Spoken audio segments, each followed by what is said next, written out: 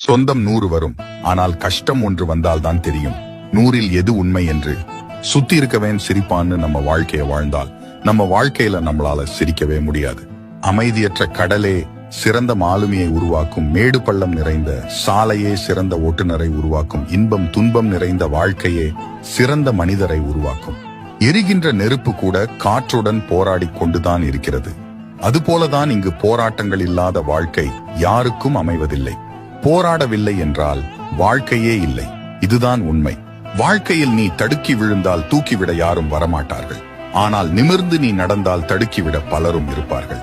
உடைந்த பொருளை ஒட்ட வைத்து என்னதான் அலங்காரம் செய்தாலும் அதன் பழைய அழகை திரும்ப பெற இயலாது.